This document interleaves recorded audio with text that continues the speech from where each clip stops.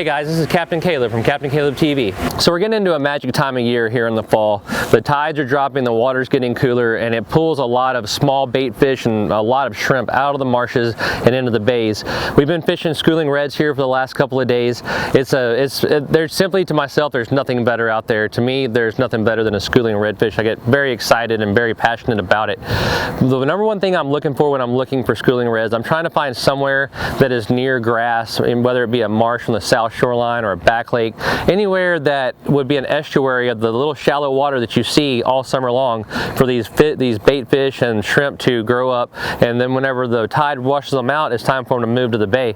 So whenever it comes washing out, then the redfish that are usually out in singles and doubles and pairs and triples, they start schooling up together and working together. And what you're really seeing them do, when you see a redfish tailing, he's got his nose in the mud and he's rooting around in the mud trying to make these little shrimp hop out. When they get up in big groups like this, then that's when they're prime for a fisherman to find them and see them.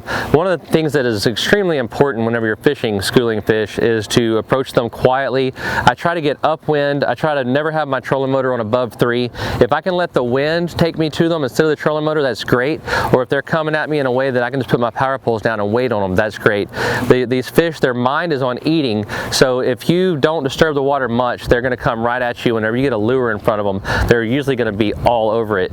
Now, one of the keys to them being all over that lure is you really want to concentrate on throwing it in front of the lead fish of the school. If you throw it into the school, you're risking hitting them, and you'll see it sometimes even without throwing a lure in them, where one fish, something will happen and he'll dive and hit the other fish and the whole school blows up on you. Well, you don't want to throw that lure in there and give that a possibility. So I try to throw it about 2 or 3 feet in front of them, 2 or 3 feet past them, and then I just give it a little hop, hop, hop, hop in front of them, and they're seeing what they're looking for. They're seeing a small fish or a small shrimp coming out of that mud and hopping in front of them. Now, Wyatt's been here with me on the Middle Coast for the last 2 days, but this isn't the only place it happens. I professionally fish redfish tournaments. I have done this from Mississippi all the way down to Port Isabel. It happens every year, and what you really need to do is you just need to slow down, look around you, and take everything in, because it's not always just glaring that there's a big school of redfish near you. I've seen many people drive right over them with a boat, right over them with a kayak, and never know they were there. Sometimes you get fortunate enough to get the birds that are low to the water and hovering and just making it very obvious. Sometimes you'll see those birds hovering and you can't really see anything under them, but if you watch real close, you'll eventually see a redfish roll or a tail or something like that.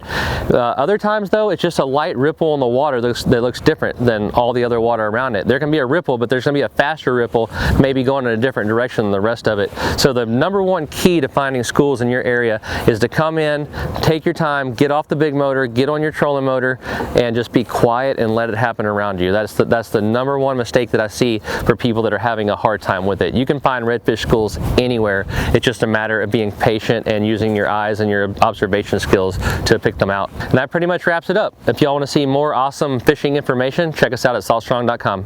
And if you're new to Salt Strong, just know that we're the best online fishing club in America if you're trying to catch more redfish, sea trout, snook, and flounder. There's really nothing else like it, and we back all of this up with our premium education, our private insider community, and discounts on the best saltwater fishing tackle that you're going to need. So we hope to see you in the Insider Club family soon, and thanks again for watching.